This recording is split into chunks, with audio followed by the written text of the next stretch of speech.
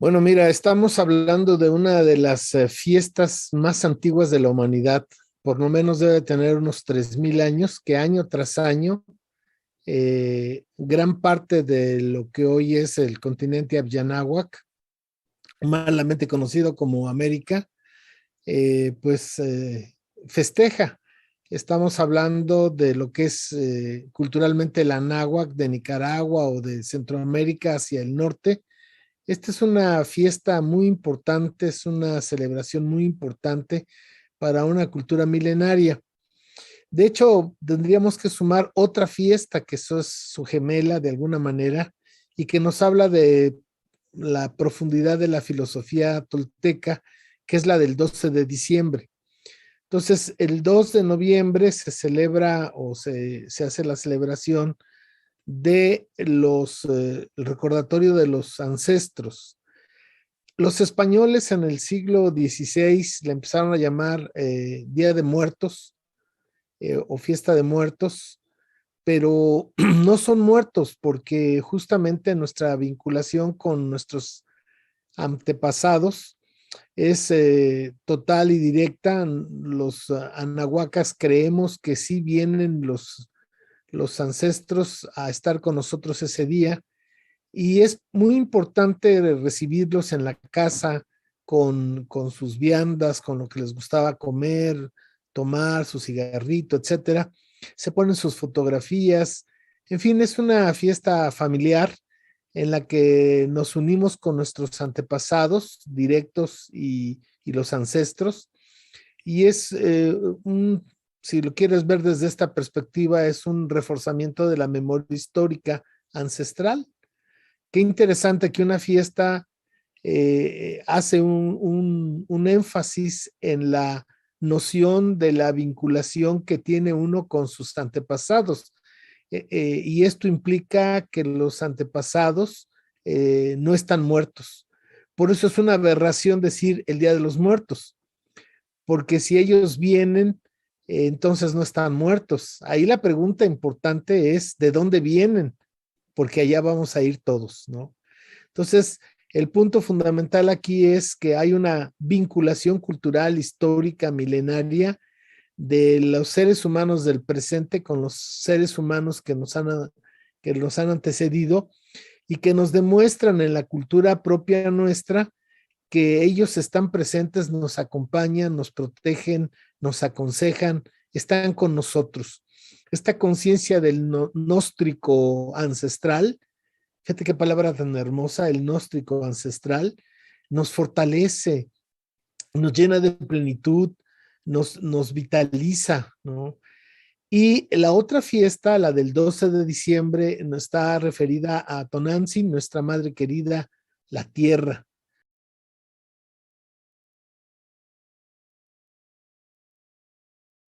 Bueno, estas dos fechas, la del 2 de noviembre y el 12 de diciembre, es la vinculación del gnóstico ancestral con nuestra madre querida.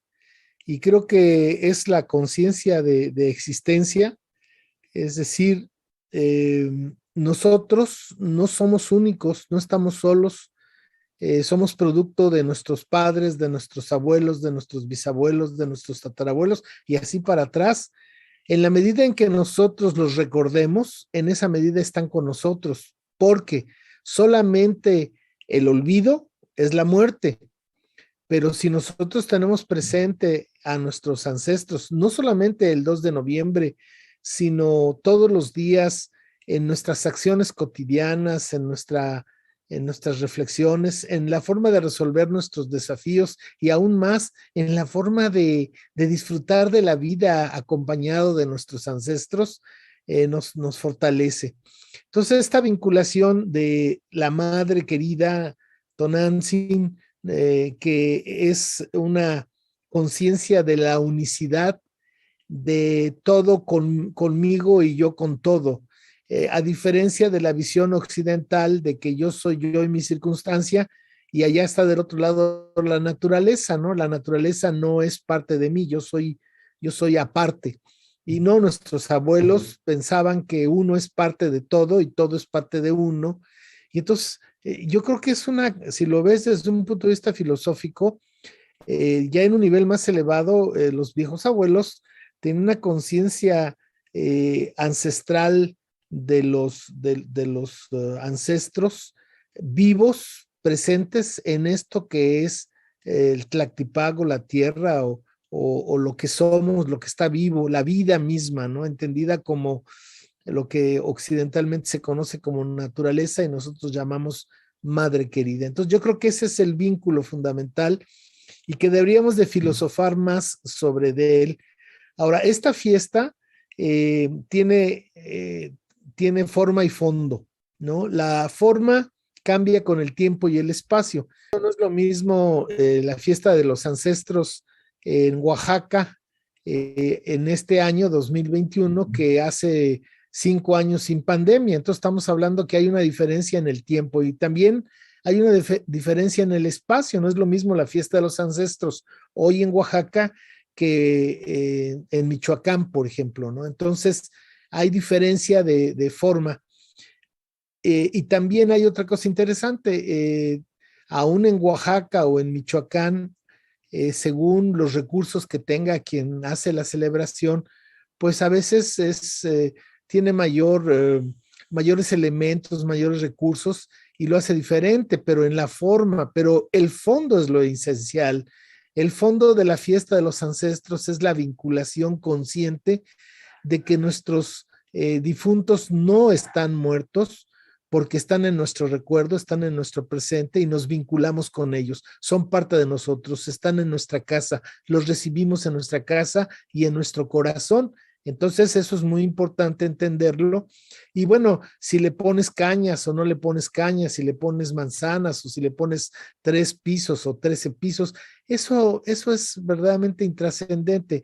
Yo creo que el rito está sustentado en el sentimiento, en el corazón de las personas, en su alma.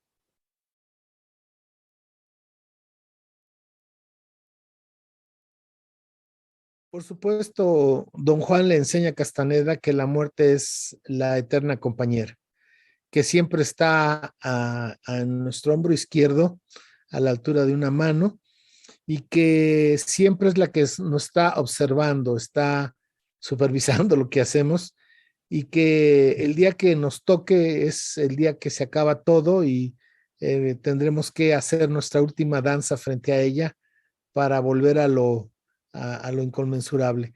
Entonces, la muerte es finalmente un elemento de conciencia, porque quien no tiene conciencia de la muerte no tiene conciencia de la vida. Y el propio don Juan en alguna ocasión le dice a Castaneda que a los toltecas les choca tratar con inmortales, con esos estúpidos que piensan que jamás se van a morir. Entonces, en la medida en que nosotros tengamos conciencia de que puede cada acto ser el último de nuestra vida y que lo importante de ese acto no es su resultado, sino la impecabilidad con la que nosotros lo hagamos. Eso es lo importante. Y si nosotros viviéramos preocupados y ocupados en la impecabilidad de cada uno de nuestros actos, aún el más trivial, entonces tendríamos una vida de impecabilidad porque no sabemos cuándo nuestra eterna compañera nos va a tocar y nos va a decir esto ya se acabó. Hay una parte de la obra de Castaneda donde don Juan le dice a Carlos que el día que se sienta que todo está mal, que todo se derrumba, que ya no puede, que se detenga y que se voltee a la izquierda y que trate de hablar con su muerte y dice, la muerte te dirá que todo eso no es cierto, todavía no te he tocado. Entonces, si tenemos la vida, si tenemos la oportunidad de estar vivos, lo demás es lo de menos. La muerte es el fin real y es lo único real y que nosotros tenemos, la única seguridad real que tenemos es que nos vamos a morir. Ahora, como no sabemos cuándo, es cuando dice entonces Castaneda, que le refiere don Juan, que cada acto tiene que ser impecable porque no sabemos en qué momento va a aparecer la muerte en nuestra vida.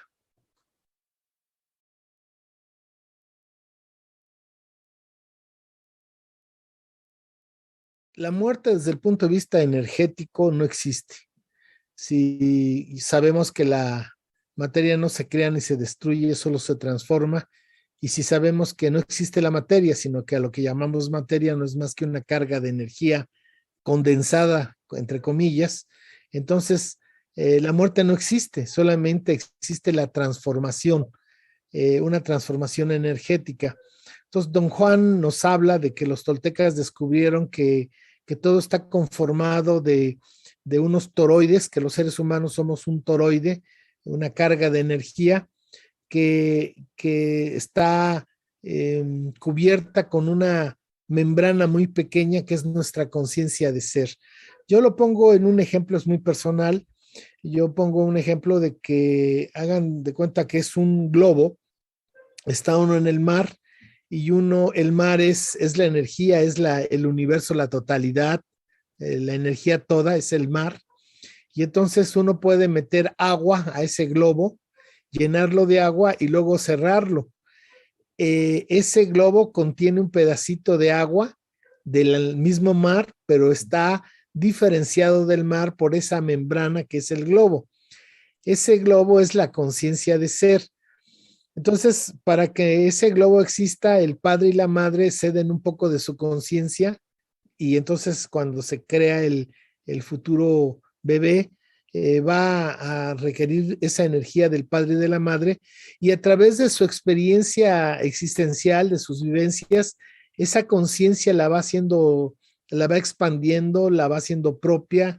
Recuerda que el niño, el bebé, al principio piensa que es parte de su madre, después piensa que es el centro de la familia y así poco a poco se va dando cuenta que está en un mundo y las experiencias de vida van haciendo que su percepción del mundo y de la vida se vaya ampliando. Entonces, esa ampliación de esa percepción, esa energía, esa conciencia de ser, es ese globo, en mi ejemplo, es ese globo que contiene a la energía de adentro, que es la misma que contiene la energía de afuera. Ahora, dice don Juan que la energía de afuera está siempre tratando de entrar y la energía de adentro está tratando siempre de salir, ¿no? En algo dialéctico. Entonces, cuando la persona muere, es cuando se rompe esa pequeña membrana y la energía de adentro, al romperse la membrana, la energía de adentro se integra a la energía de afuera y la energía de afuera integra la energía de adentro y la conciencia se pierde. Esa energía vuelve a ser la totalidad. Y entonces el don del águila es, según lo que dicen los toltecas, la oportunidad que da esa energía superior, Tloquenahuaque, de que si se logra una impecabilidad energética, en vez de que las tumbadoras, que son lo que llaman unas fuerzas que hacen que se rompa el globo, el guerrero o la guerrera puede por sí misma o sí mismo abrir ese globo, abrir esa membrana a su voluntad y salir, permíteme decir, salir hacia afuera, integrarse en el todo, pero sin perder la conciencia de ser. Por eso, parte de esta enseñanza tolteca es que se tiene que crear un doble para que se le ofrezcan al águila. Y ahí viene todo lo de la recapitulación, tiene que crearse un doble que el águila acepta y entonces lo deja pasar, la conciencia la deja pasar y entonces, pues esto es estar en esa totalidad con la conciencia de ese individuo, que es exactamente lo mismo que todas las tradiciones de sabiduría ancestral, que es irte al nirvana o irte a sentarte al lado de Dios Padre con la conciencia tuya, ¿no? Bueno, pues yo creo que en ese sentido hay una similitud total en todas las enseñanzas milenarias.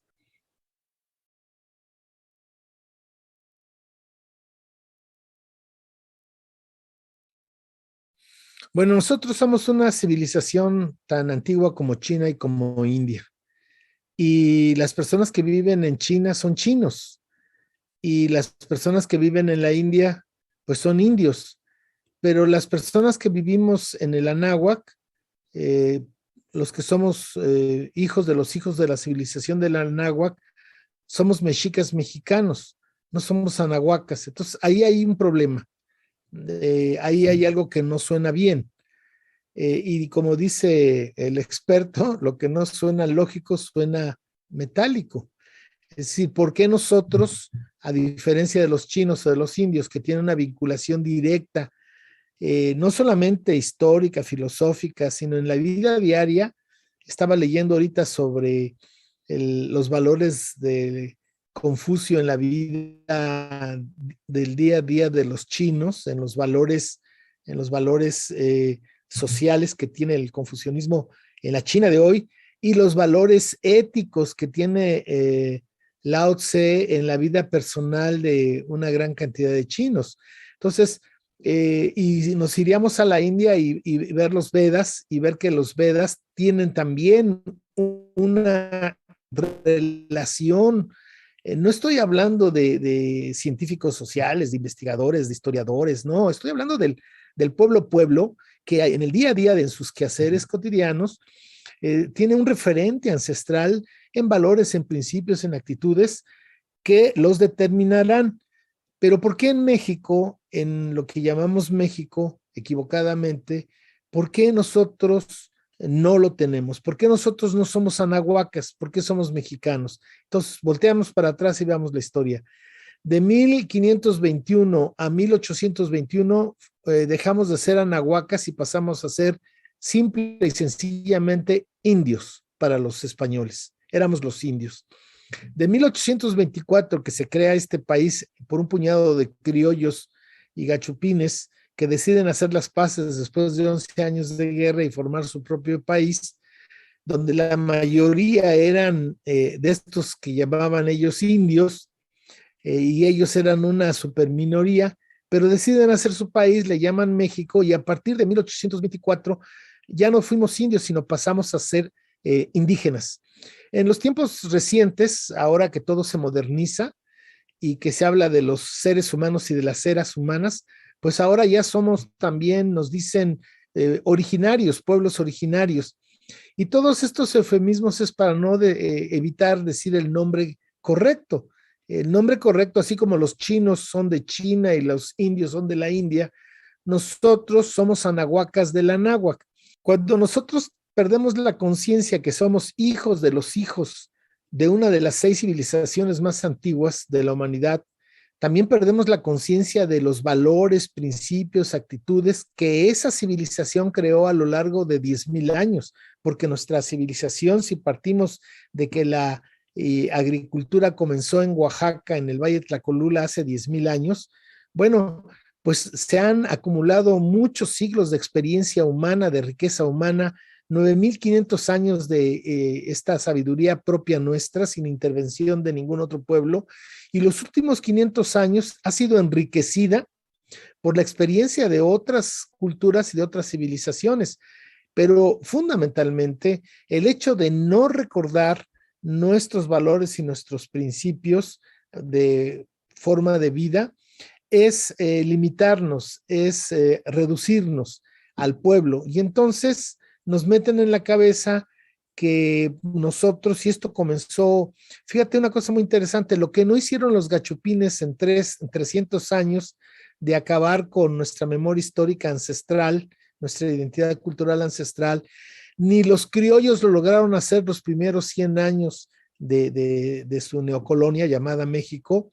En 1921, cuando después de la revolución, este estallido social financiado por Estados Unidos para sacar los capitales europeos, el poder europeo que estaba en su traspatio, una de las primeras acciones que hacen los gobiernos postrevolucionarios al servicio de los Estados Unidos es a igualar la política que estaba llevando a cabo en ese momento los anglosajones, tanto en Estados Unidos como en Canadá, una política muy violenta porque iban a las reservaciones, ya estaban reservados los anahuacas del norte en espacios muy reducidos de tierra, y entonces les arrebataban a sus niños y los llevaban a escuelas, a internados, entregados a la iglesia, donde los rapaban, los uniformaban, les impedían hablar sus lenguas, les ponían nombres en inglés y los educaban en el modelo de vida occidental. Bueno, eso hicieron de manera muy violenta los anglosajones en Estados Unidos y en Canadá.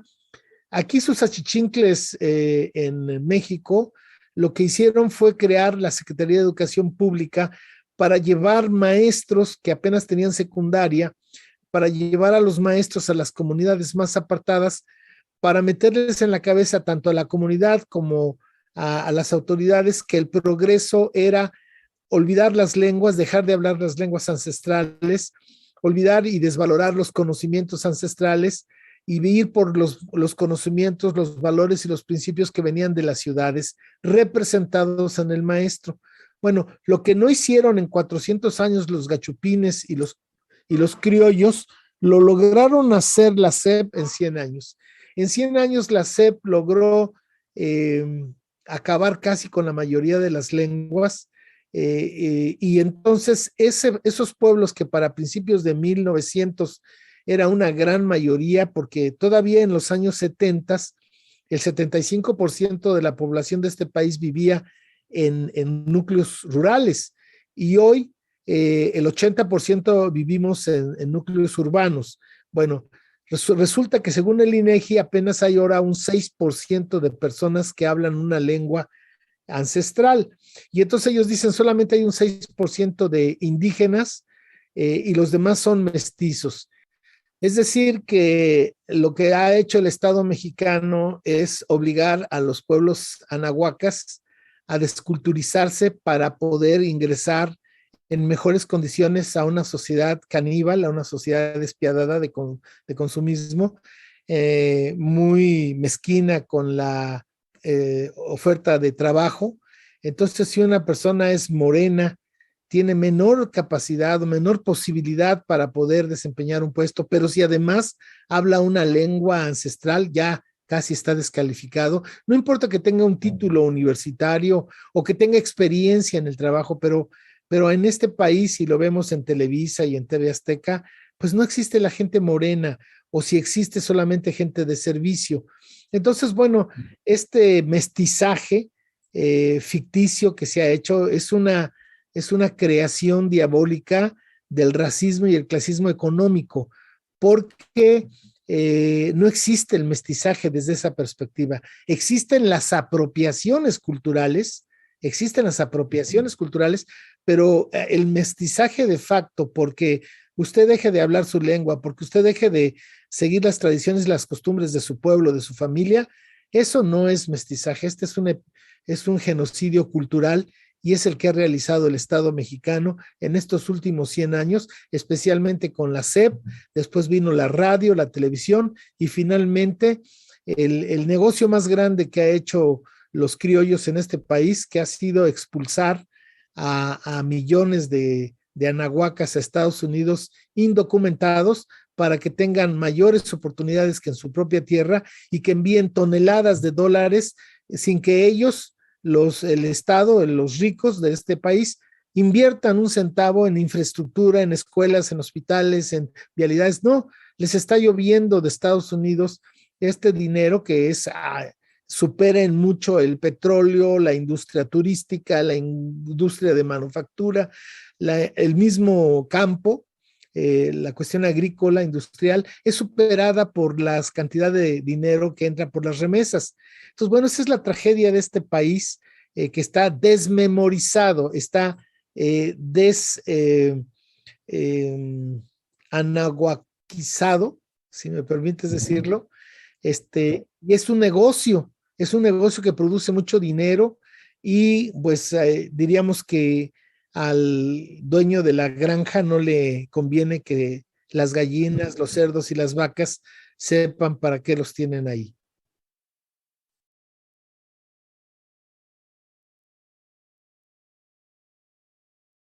No, desde mi punto de vista no tiene sentido. Nosotros, mi esposa y yo, con nuestra asociación civil Educayot, antes de la pandemia trabajábamos mucho en las comunidades anahuacas de Oaxaca.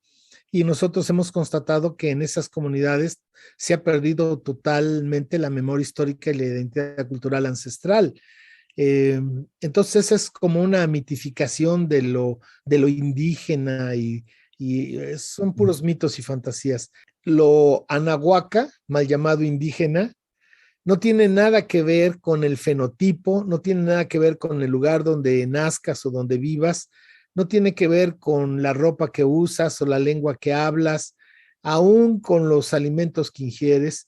Eh, Tiene que ver con la percepción que tienes del mundo y de la vida, y en un sentido ya más elevado, más sofisticado, tiene que ver con tu nivel de frecuencia energética, si esta empata con la energía de Tonanzi, nuestra madre querida. La tierra es un ser vivo y ella somos sus hijos, pero habemos hijos que andamos perdidos en otras frecuencias de la modernidad, del neoliberalismo, etcétera, del consumismo, pero cuando las personas entran en esta frecuencia vibracional, pues son anahuacas. Y yo conozco extranjeros que tienen una frecuencia vibracional anahuaca extraordinaria, y también conozco anahuacas que detestan todo lo que es su cultura ancestral y están deseosos de convertirse en gringos de tercera. Yo creo que no se pueden hacer generalizaciones. Yo creo que es más bien, como dije, una percepción del mundo y de la vida y una vibración de frecuencia muy elevada que empate con la frecuencia de Tonanzi, nuestra madre querida. Eso es lo que nos haría, desde mi punto de vista, anahuacas, y mantener la Toltecayot no en un discurso, sino en una forma de vida, en nuestra familia, en nuestro trabajo, en nuestro núcleo, en la forma de amar esta tierra, a esta madre, amarla con profundo cariño, agradecido de todo lo que nos da, y en ese sentido creo que podemos ser dignos herederos de una tradición milenaria.